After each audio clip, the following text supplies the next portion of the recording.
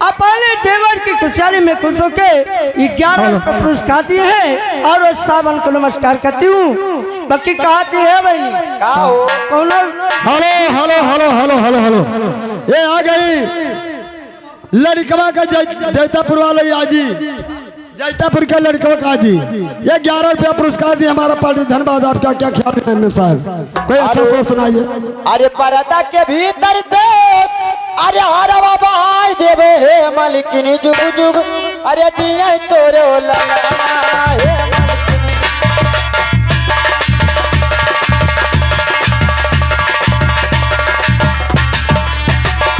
हे पर्दा के भीतर से हरवा बहाई देवे, पर्दा के भीतर से हरवा बहाई देवे हे मालिकिनी जुग जुग, जिया तोहर ललना हे मालिकिनी जुग जुग, जिया तोरो ललना हे बहिनी जुग जुग।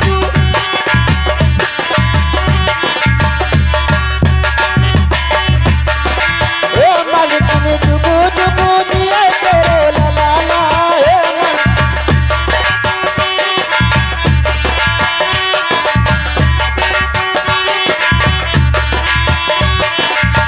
पर्दा के भीतर हरवा बहाई देवे, पर्दा के भीतर, पर्दा के भीतर हरवा बहाई देवे हे मालिकिनी।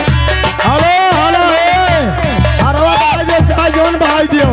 यह लड़कों का माँ आई गई 21 रुपया अपने बच्चे के नौचार माँ देने में। हम साहब हमारा पार्टी। धन्यवाद। आपका क्या ख्याल? ए बरहाई बरी तवा के आए ना जइया बरहाई।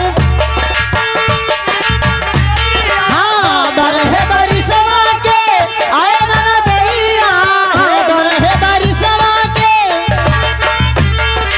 Hello hello hello hello hello hello, ये आगे हमारे शरण भाई साहब ग्राम पुरैनिया के रहने वाले हैं। 21 रुपया बच्चे के नौचार में दिए मैम साहब हमारा पार्टी। धन्यवाद। आपका क्या क्या? अरे हे मालिकिनी काव का देव ना दोइया, हे मालिकिनी काव का।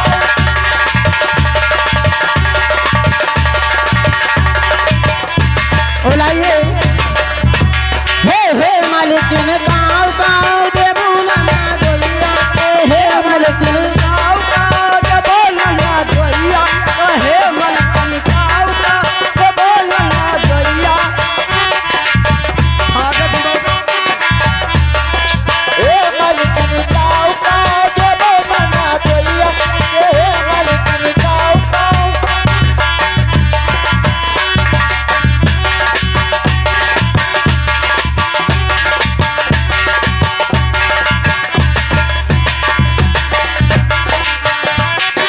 हेलो हेलो, ये लीजिए मैम साहब, यह गई लड़कवा का बुआ, लड़कवा का बुआ ग्राम जैतापुर निवासी अपने भतीजे के न्यौछावर में यह 51 रुपया दे रहे हैं मैम साहब। आपका क्या ख्याल है? लगी रहा मैडम।